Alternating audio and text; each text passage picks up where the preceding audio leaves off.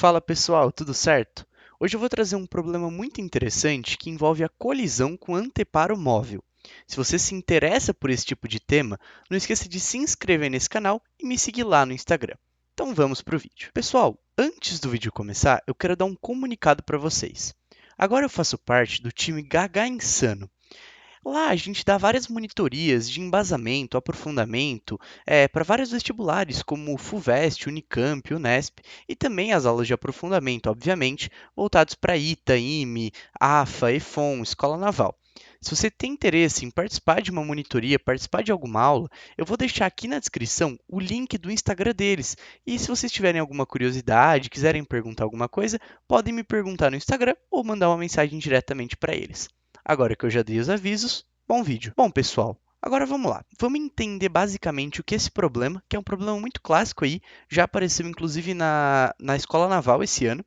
É um problema aí que tem alguns livros de mecânica. Vamos entender o que esse problema nos mostra. Ó. Basicamente, pessoal, quero que vocês entendam o seguinte. Tá vendo uma bolinha aqui, uma bolinha de massa Mzinho, e essa bolinha ela cai de uma certa altura aqui, né? Que isso não vai importar muito para a gente não vai utilizar conservação de energia, a gente vai utilizar conservação de quantidade de movimento, vocês vão entender o porquê.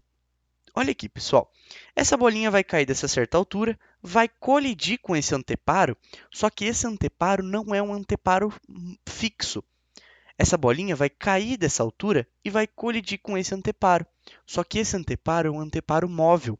Perceba aqui que eu até coloquei as rodinhas nele, então ele pode se mover. Então, o que vai acontecer? Qual que é a tendência aqui? A tendência é que quando essa bolinha bata aqui, ela vá para frente, ao passo que esse móvel aqui vá para trás, esse anteparo móvel vá para trás. Ah, Enzo, é verdade. E como que a gente poderia resolver essa situação? Como que a gente poderia analisar? Bom, vamos com calma aqui. Eu fiz o desenho para ficar bem claro. Então, eu coloquei aqui o ângulo alfa de inclinação dessa rampa, e aí eu tracei 4 eixos, basicamente. Eu tracei o eixo que acontece o movimento da bolinha, certo? Que é esse eixo aqui, o nosso famoso eixo Y, e também o eixo X, tá certo? Eu tracei esses dois eixos aqui para a gente entender a ideia.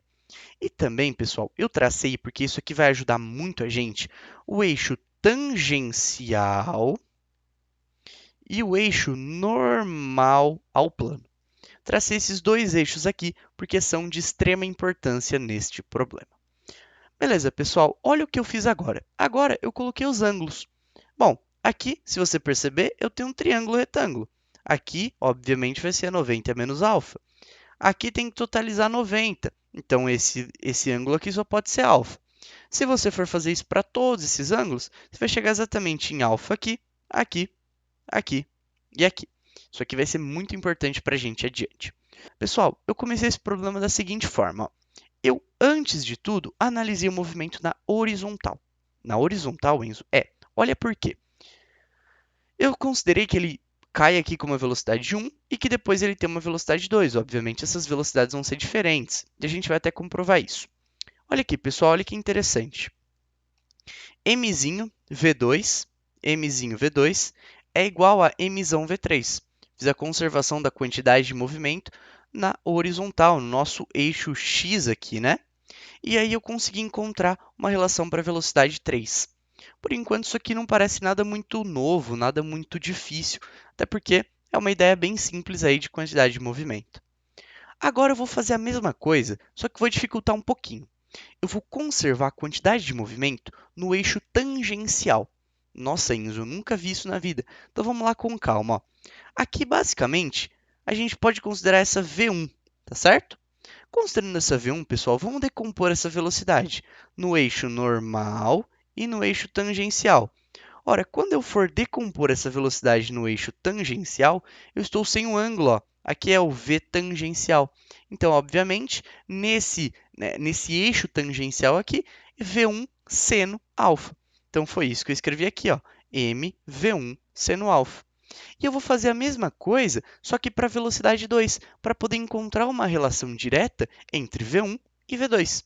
Olha aqui, pessoal, fiz a mesma coisa, só que agora com V2. É como se eu tivesse essa velocidade aqui sendo decomposta em tangencial e normal. Só que agora perceba que o tangencial ficou com um ângulo. Então, se ficou com um ângulo, a gente pode concluir que é cosseno. Isso aí vem daquelas relações dos triângulos. Eu não vou demonstrar nada aqui, é só um macete aí para você decorar. Bom, e aí eu encontrei novamente uma relação entre V1 e V2.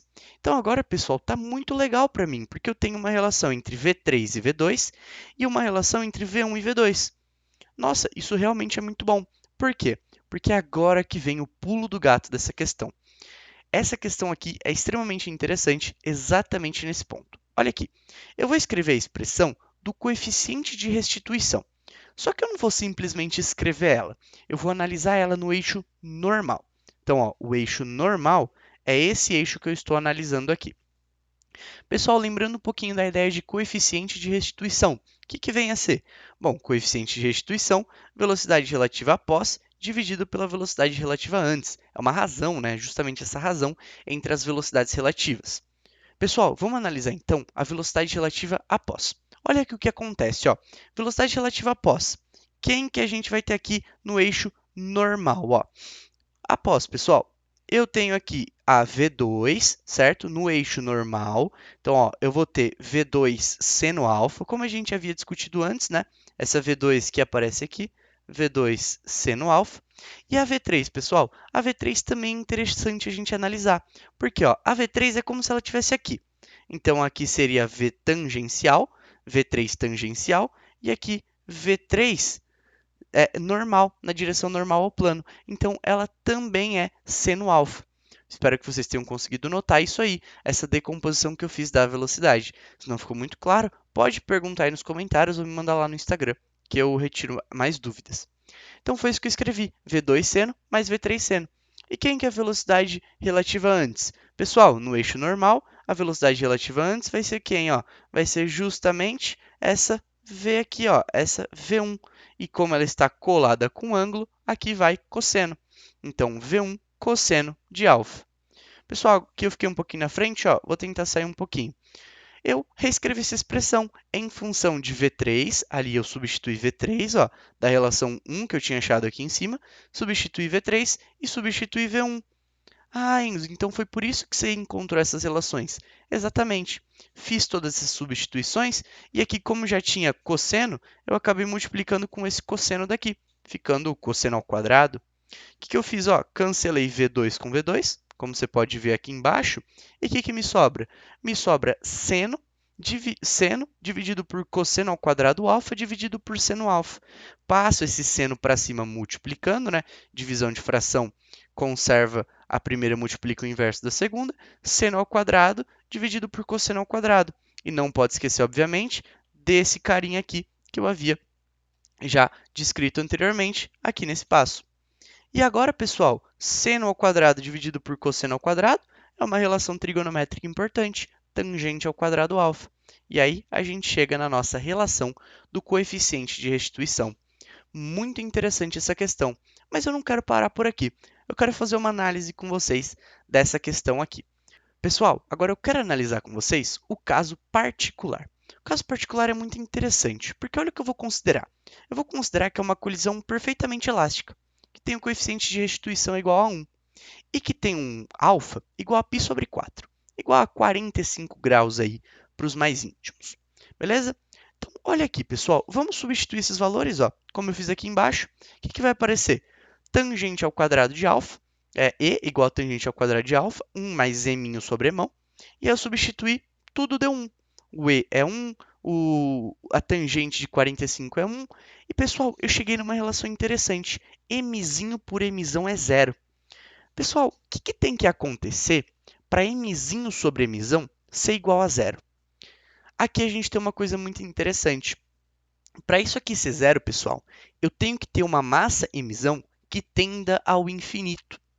Como que isso pode acontecer? Se eu tiver uma massa mzão muito maior que mzinho, o que normalmente acontece, eu tenho uma massa mzão extremamente maior que mzinho, ou um caso muito interessante, se mzão estiver parado. Se o bloco mzão estiver parado, eu consigo dizer que mzão é muito maior que mzinho. E por que eu consigo dizer isso? Justamente porque quando está parado, não vai ter essa velocidade para trás, essa velocidade 3 aqui que eu havia colocado, ó. Então, se eu considero que esse objeto aqui, que essa cunha, esteja parada, eu posso dizer que a massa dela é infinitamente maior que a massa da bolinha que bate. Então, pessoal, duas situações aqui interessantes da gente perceber.